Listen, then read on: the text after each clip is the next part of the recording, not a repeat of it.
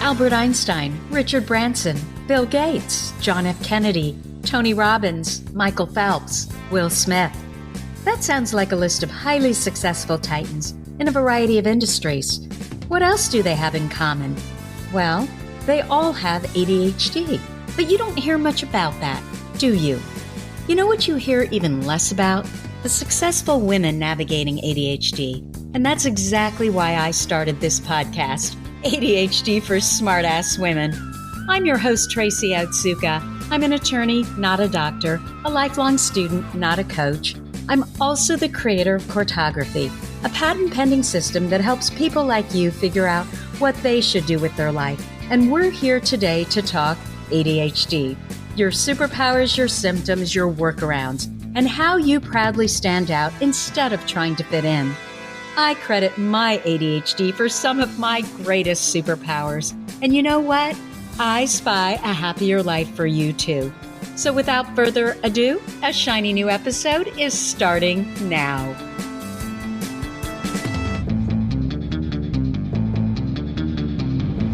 Hello, I am Tracy Otsuka, and I wanted to welcome you to episode 67 of ADHD for Smartass Women.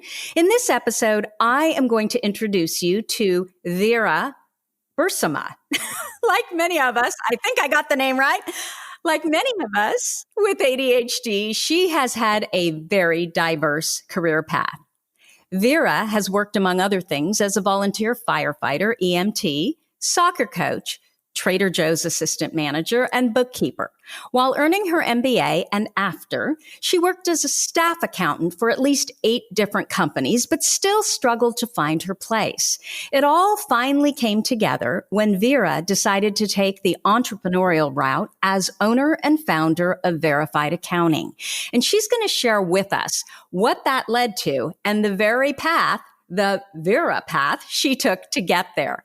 I was so interested to talk to Vera because you always hear about how the ADHD brain struggles with math. So I think many of us assume that careers in accounting and finance, they just wouldn't be possible. Wrong. Again, the ADHD brain is a brain of interest, and every single one of our brains is different. So there are going to be some of us where this is actually our area of brilliance.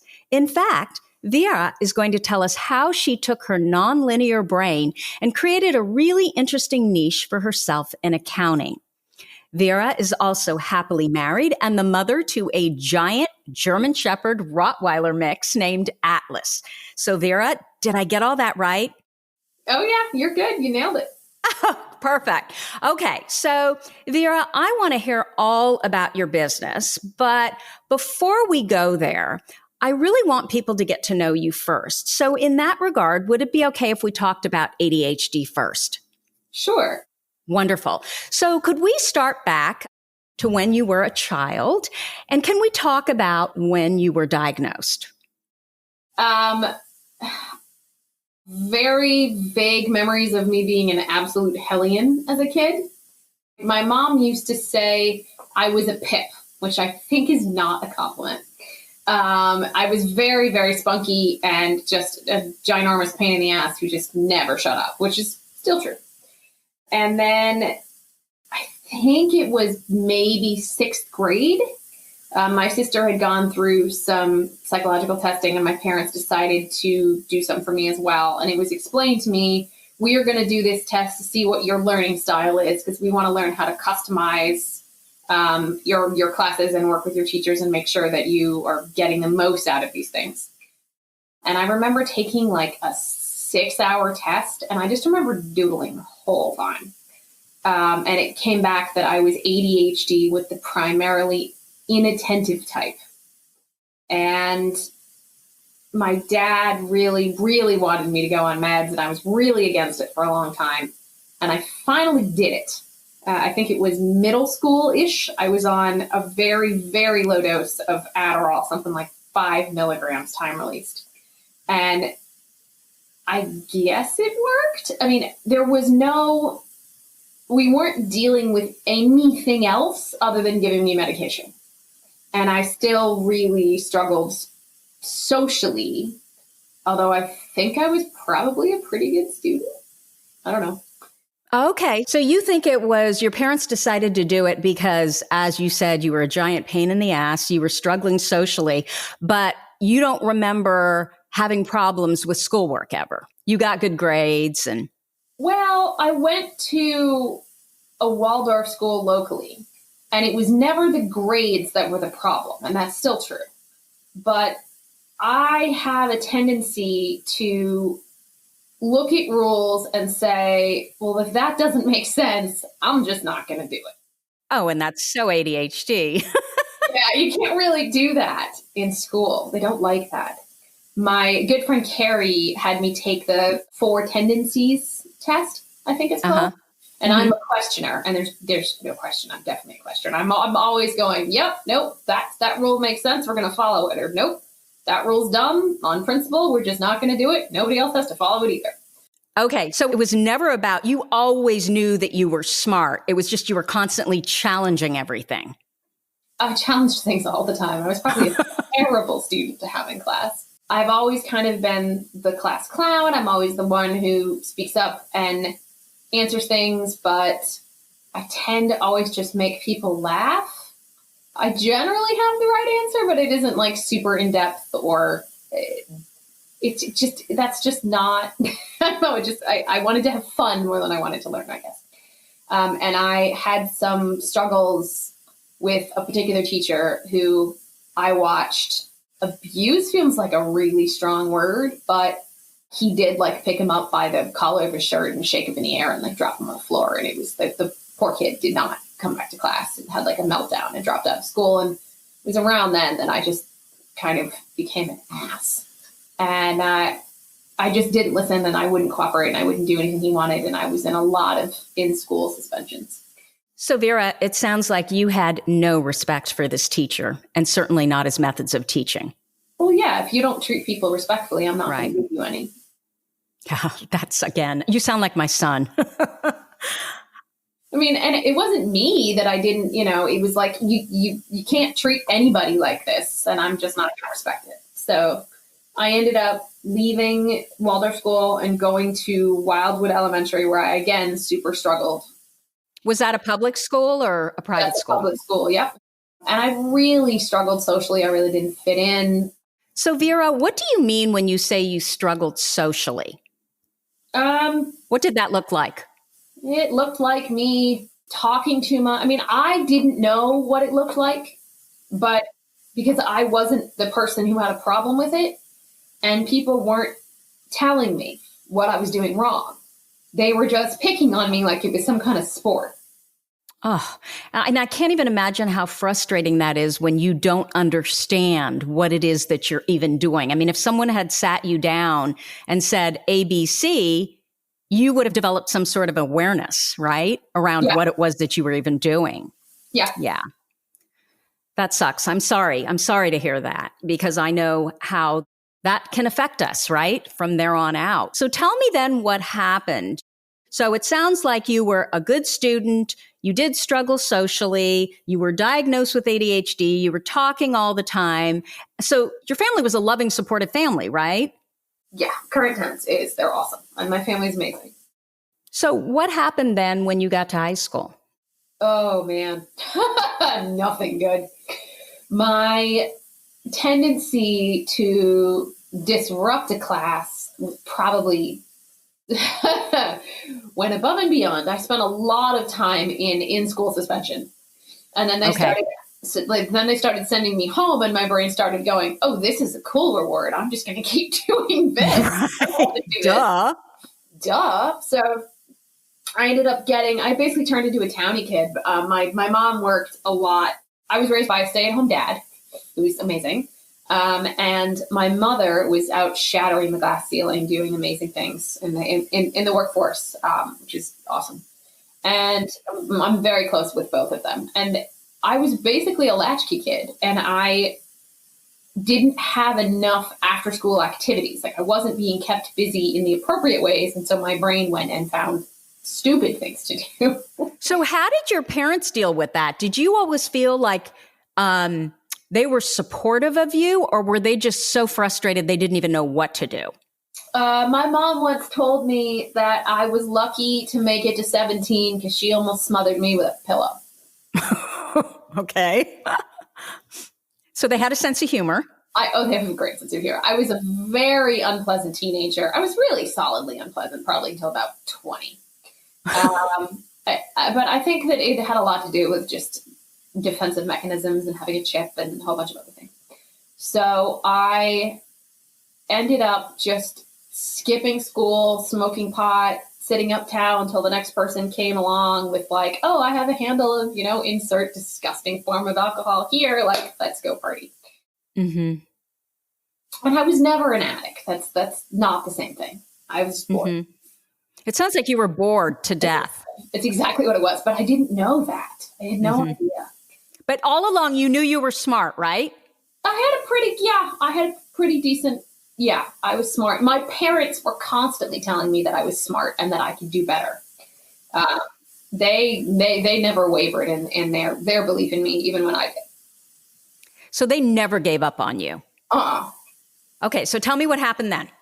So my parents sat me down and said... And how old were you? What grade? I had dropped out of school freshman year, right about this time of year, I want to say. I was probably 15 going on 16. And my parents sat me down and said, and this is a direct quote, "We know you drink, you smoke, you've had sex, and we smoke marijuana, and we're not going to do anything about it until you get bored, and you will. Just come find us." And it was not fun after that. They killed all the fun. They really did. And a couple more And months. why did it kill all the fun? Because I'm guessing because I was doing it to rebel, and they were just letting me do it. Like it was me like pushing back against the system, and the system went, "Yeah, sure, knock yourself out." Like I had very clear rules that were like, don't drink and drive. Don't get in a car with someone who's drinking and driving. If you're out past 10 o'clock and you're going to stay over somewhere, call us and just let us know where you are. I earned the nickname Mom among my friends because I was the one who was always saying, "Nope, we can't drive. Nope, we have to leave that car here. No, that's not a good idea. No, you shouldn't climb 100 feet off that tree and jump off it. This is a stupid plan." And that's so interesting because I think a lot of people would think that is not how the ADHD brain would work. Yet I was telling you that is exactly my son. In some ways, he's just an old soul. He knows what's going to happen. Yeah, that's definitely me. I'm definitely an old soul. I can always see how things are going to go bad. Okay, so tell me, so you're 15 or 16 years old, your parents sit you down, and what happens? Right. So I was just kind of like, okay. And I proceeded to party for, I don't know, probably another summer. And I went, and then there was one day where I was like, all right, you're right. This isn't what I want to be. This isn't the crowd I want to be with. I'm fix it. And they told me they had found this wilderness program, and I have no idea how they found it, called Soar. And Soar stands for Success Oriented Achievement Realized. And on September 10th, 2001, I flew to DuBois, Wyoming, and with like two duffel bags, and moved into a platform tent with bunk beds and a wood burning stove and 7 other people. Okay, can I stop you for a second? Yep. So, because I bet you there are parents who are listening to this and they have a teenager that reminds them exactly of you. Okay. Yeah, probably. So what was your thinking when your parents said, "Look, we found this program," number one, and then number two, was this program specifically for ADHD kids? I don't remember my thinking. I think it was like, all right, I'm going to trust you to fix this. Really? And so right away, you were so relieved that there was something else to try. I was relieved, but I was still an ass. I mean, I was super nasty to my parents, which, I've apologized for 1,000 times over. I don't remember treating them well. I don't remember not treating them well, but I remember like picking a fight over every tiny little thing, like any old teenager. Sure. And I just trusted them and was like, all right, we're doing a thing. And so they brought me to Wyoming, and Was Soar specifically for kids with ADHD? I think it's called soarnc.org. SOARNC.org. NC, North Carolina. Okay. Yep. So their base is in North Carolina, but they had a satellite in Wyoming, which I don't know if it's still there, but it was awesome.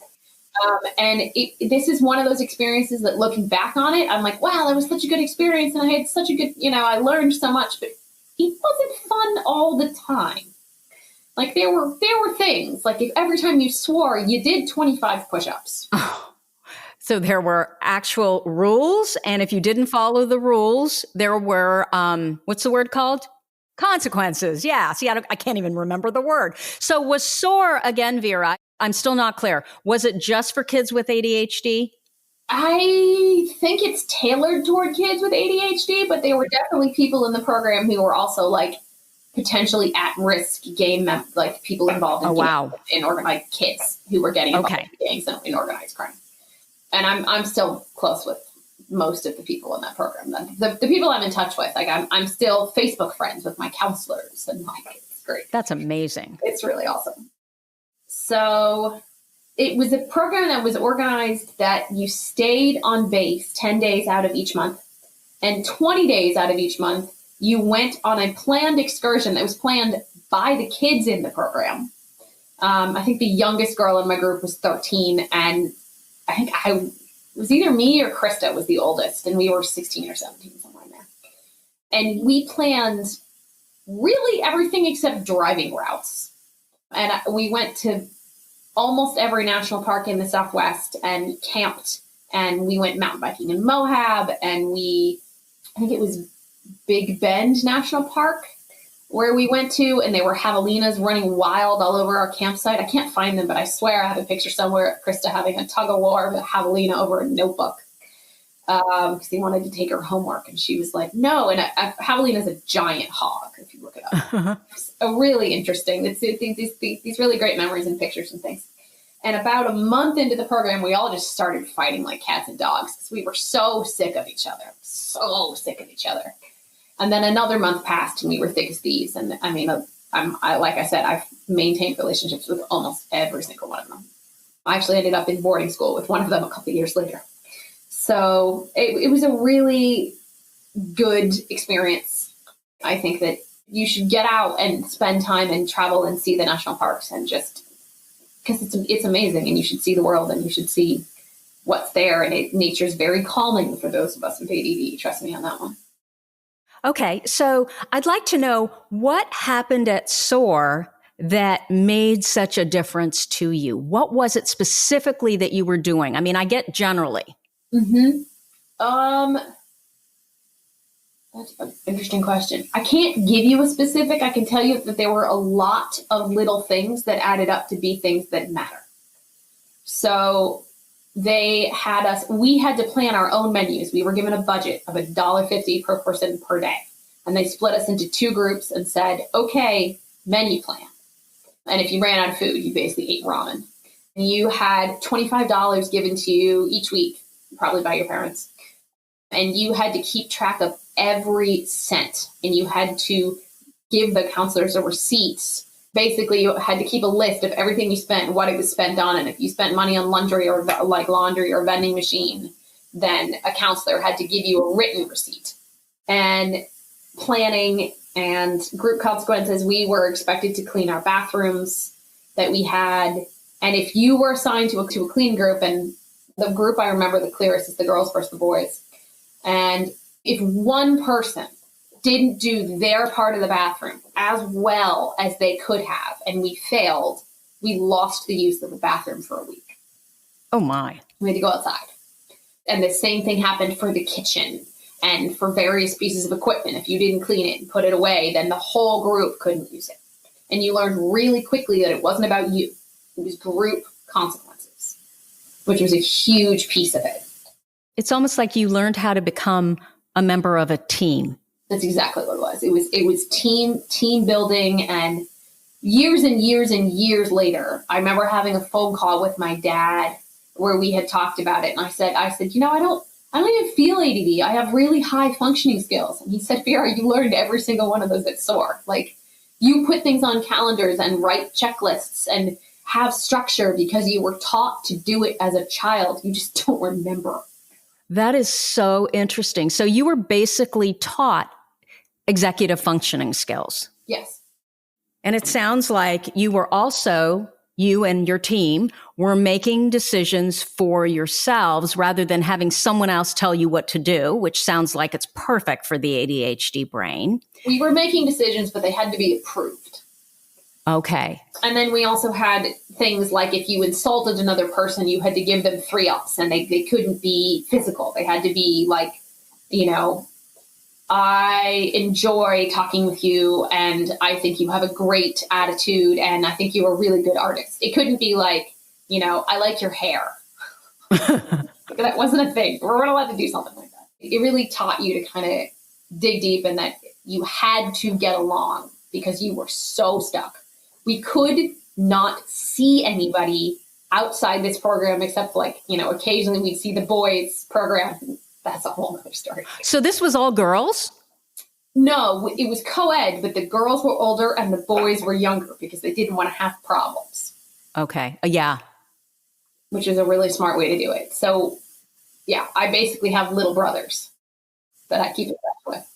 Got it. And then they would look up to you guys. Like, it makes sense. So Can I ask you, did you really respect your counselors?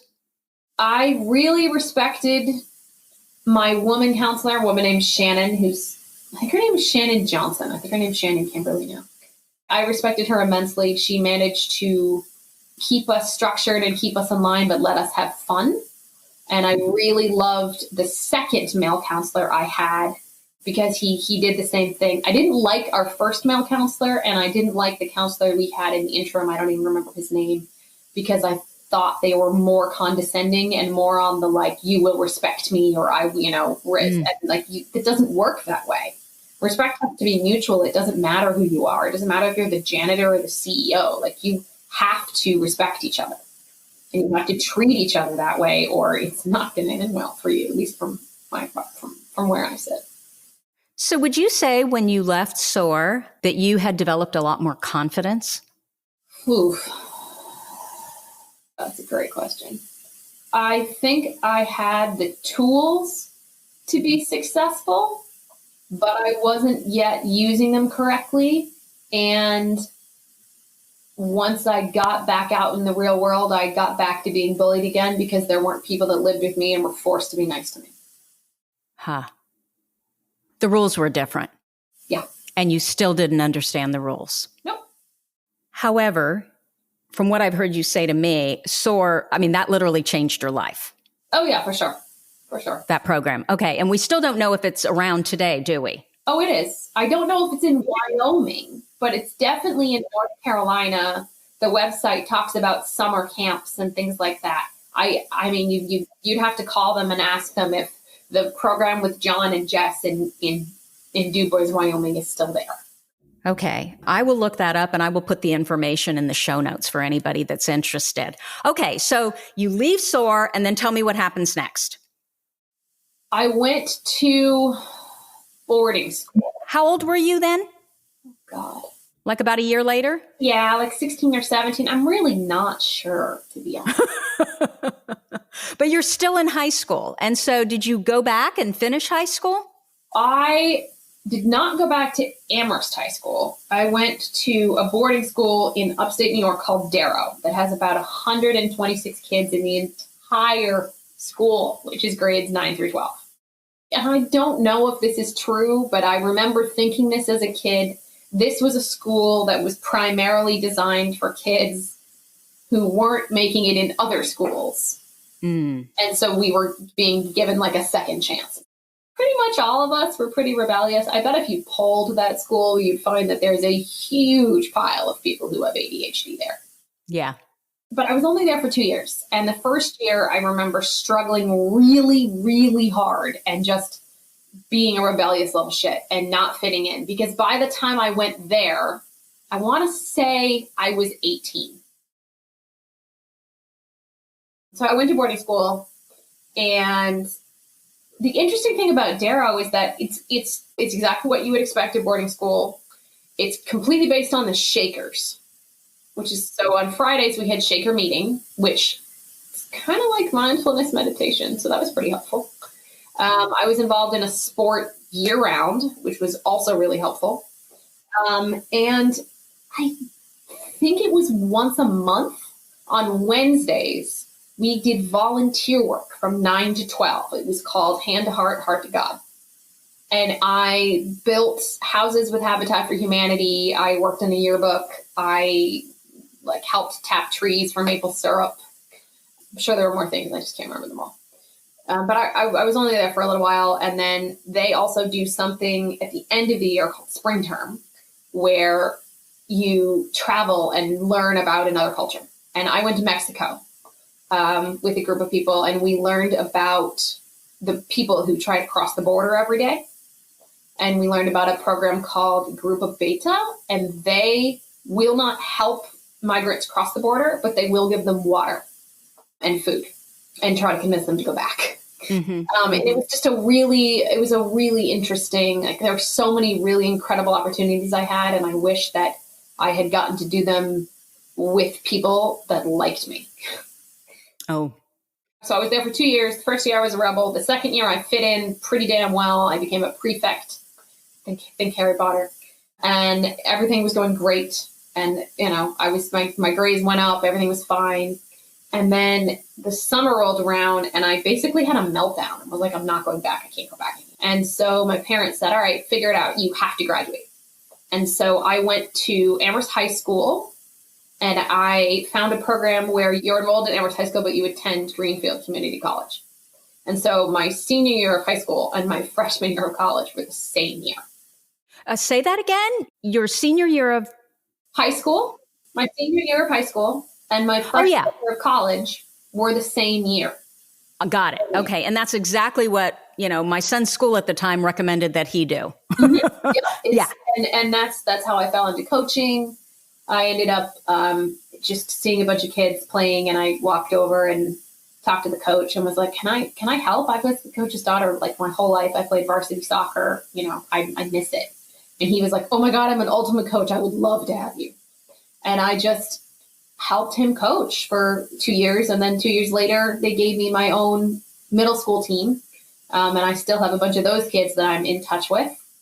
So it sounds, Vera, like once you got busy and you were doing things that you were interested in, everything got better. If I stay busy and I stay structured, life is good. Yeah.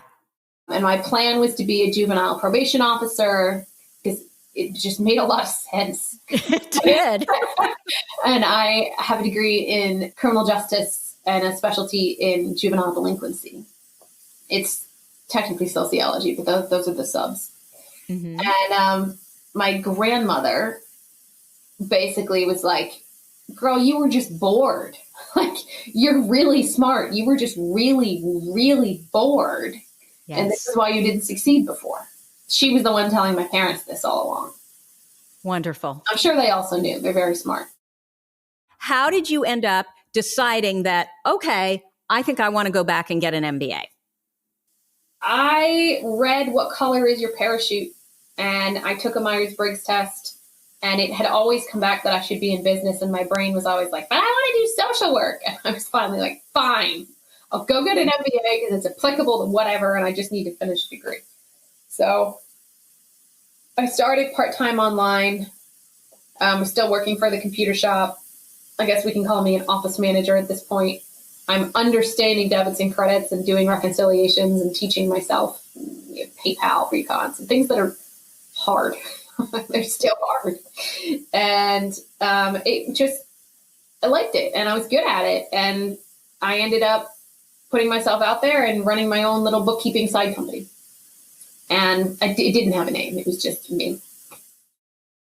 But then I worked at not MGM Springfield. It became MGM Springfield. It was a hockey arena where they hold events. And it's a really interesting place to work in accounting because it is never the same. There are different events every month. You're processing different things all the time.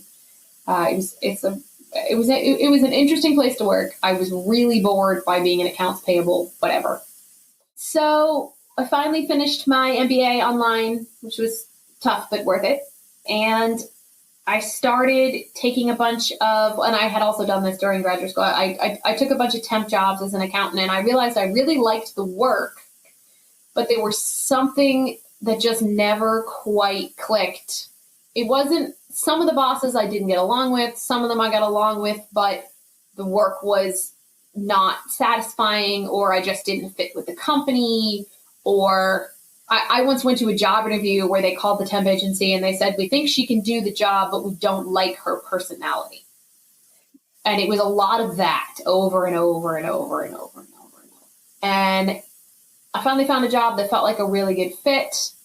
And I was there for a while. And I was just really struggling because the job that they had described to me and the job that I had sold them on me doing turned out to not be the job that they needed. They really needed a CPA, and I am not that thing. And so I asked them for a CPA systems audit after about 11 months of rebuilding systems and retraining staff and restructuring and doing all these things. And the CPA audit came back with, yeah, we don't think she's the right person in that chair. And I got 1 month severance and 20 minutes notice. And I took some time off, and I reached back out to a therapist I'd worked with in the past. And I said, I don't know what it is, but there's something everybody else knows that I don't. Let's find it. Let's fix this. It's clearly me.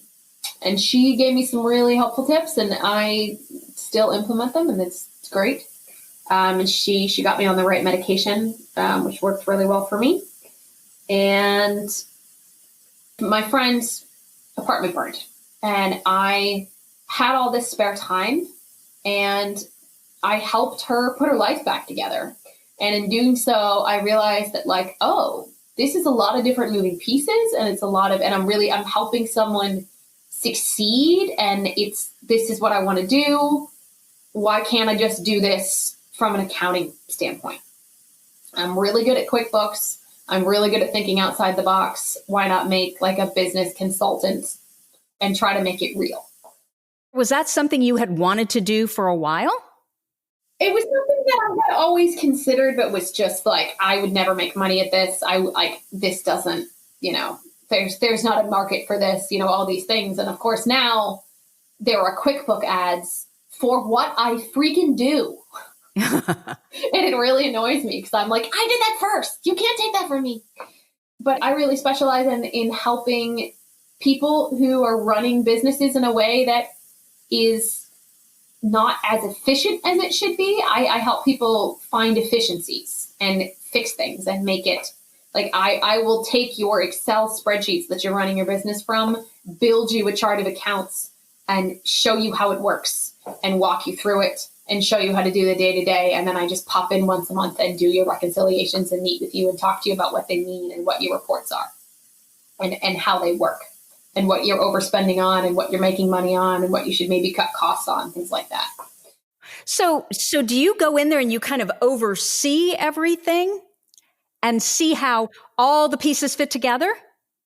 Yes, in some cases. In other cases, I build it from scratch and then I hand it over. It really just, it's very tailored to what they need. It's very specific. And the tricky part about making money in this is that the way to make money is to do it and then say, I will do all your bookkeeping for you. And I don't want to. I want you to do your bookkeeping. I want to go on to the next fun thing. It's just how my brain works. Right. And I posted with my tribe on Facebook and said, hey, I want to start an accounting firm. What should I name it? And my friend Robin immediately was like, well, you have to call it Verified Accounting. And it stuck, and I created a website, and I got some clients going, and I think I could have done it if I kept going. And if I end up not getting picked up by this amazing firm I currently work for, then that's what I'll do. So what happened was you built this business, and then while working in this business, you came across some company that you started to work with, and then they wanted you to come on, or how did that work? I met a guy at a networking event who's really, really friendly gentleman who likes to help people. And he gave my resume to a CPA firm, and they reached out and said, hey, we like what you're doing. We're trying to create a department that's doing that. You want to do it here. And I've only been there 2 months and I'm still figuring it out, but it is a really incredible place that They don't talk about being family, but we act like family. We do crock-pot meals together. Well, we did. And right now we do virtual happy hours, and it's great. But the thing that I love about working in a CPA firm, especially during tax season, is that I get a new client to work on about every 4 to 6 hours that is a completely different client than the one I worked on before.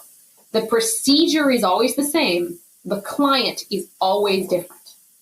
And so you get to look at what someone did last year and what you're doing this year and go, I can do that. And you just kind of like play and plug and figure things out until it balances and it works.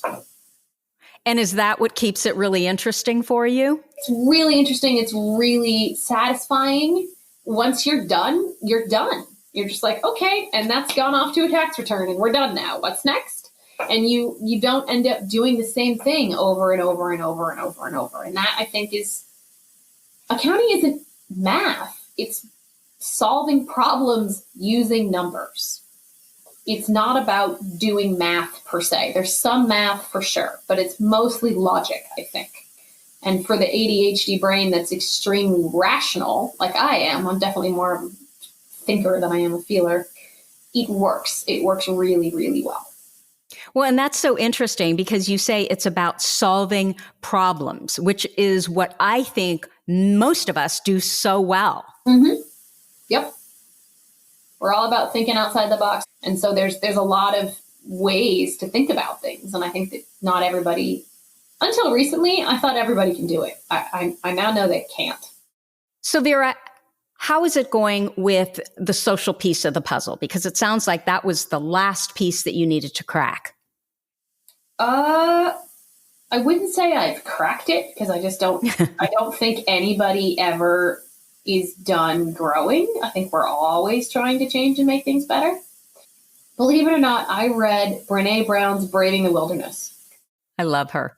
Yeah, it's this really amazing book, and it is all about not trying to fit in and just embracing the fact that you do stand out. And she talks about how it is about believing in and belonging to yourself. And then you don't need to feel like you fit in anywhere because you always fit in with yourself. And so is that kind of the theme or the motto that you've adopted? The motto that I've adopted, and you'll see it if you're in the Facebook group because I post a lot, is that I tend to call people who are neurotypical muggles. And I like to call the people who have ADHD, we are the unicorns. We are the ones who we don't fit in because we were born to stand out. And I have an amazing tribe. And the older I get and the more I look around, the more I realize that the people I've surrounded myself with are kind and generous and warm people who are non-judgmental and just kind of provide a safe space in general. And pretty recently, someone was like, well, yeah, that's because that's what you do. And I was like, what? I didn't realize I did that. And it seems like the older I get, the more people appreciate the fact that I'm really direct and don't want the flowery crap that I'm just not good at. And so I think it's about finding your tribe, and it's not about trying to fit in. Yeah, it sounds like you found your people, Vera.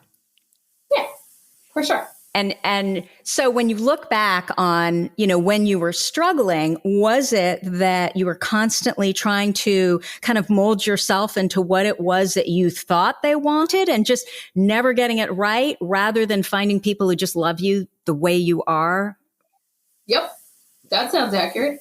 Yeah. It was always like there was one big in joke and I just never understood what it was. There was always these unspoken rules that everybody understood and I didn't get, and no one bothered to explain them to me. I always felt like I was being treated by like a second-class citizen. And I still get that in some places and from some people.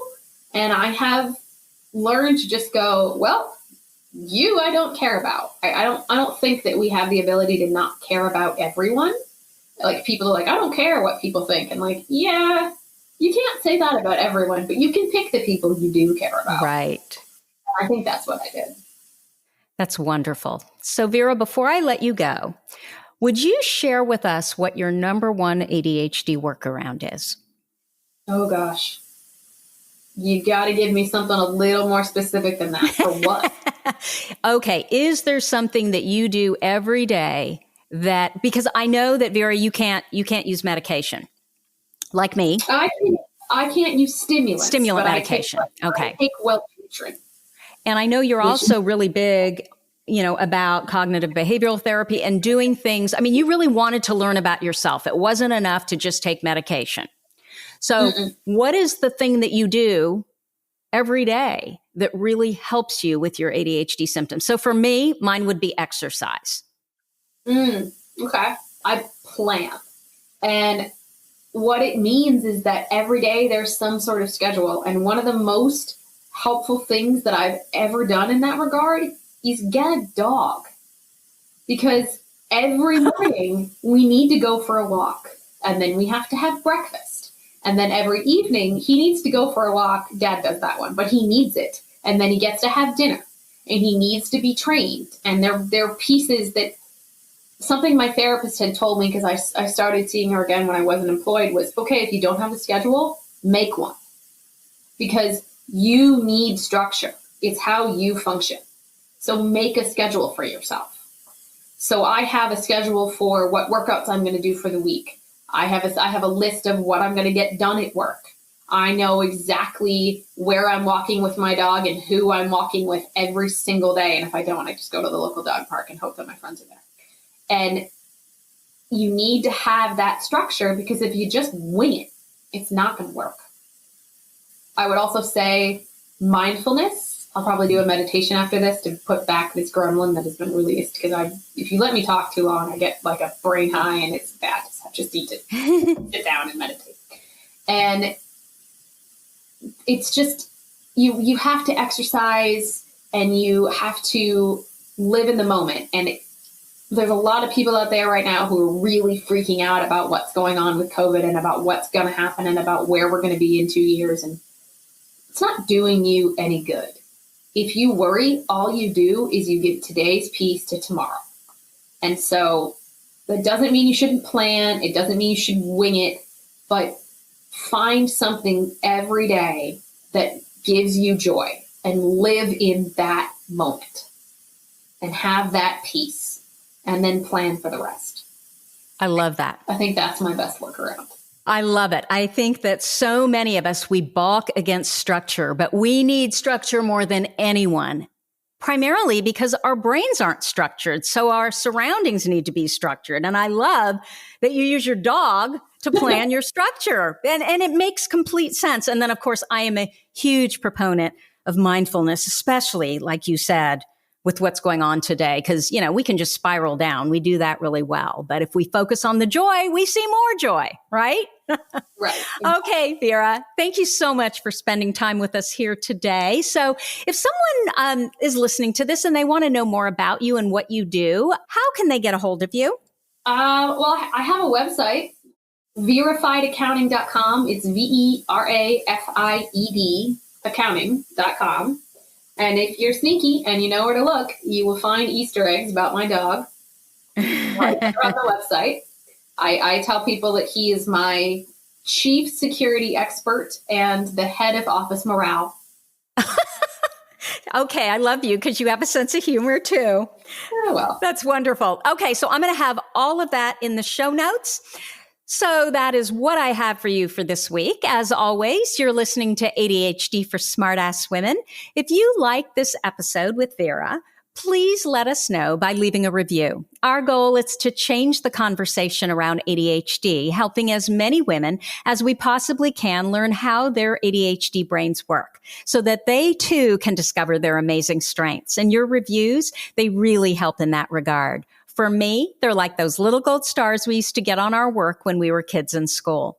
One more thing, if you have a comment, a guest you'd like me to interview, or a topic idea for this podcast, you can go to my website at tracyotsuka.com and leave me an audio message, or reach out to me at tracy@tracyotsuka.com. Thank you so much for listening, and I'll see you here next week. You've been listening to the ADHD for Smartass Women podcast. I'm your host, Tracy Otsuka, and we're available on iTunes, Stitcher, Spotify, and Google Play. If you liked what you heard, we sure would appreciate a review. And not coincidentally, ADHD for Smartass Women, well, that's also the name of our free Facebook group. Go look it up. We're a totally smartass community of successful, ambitious women who share our ADHD wins, questions, and workarounds. We'd love to have you join us. You can also find all my details over at tracyoutsuka.com. Don't forget, I spy a happier life for us, and I'll see you again next week.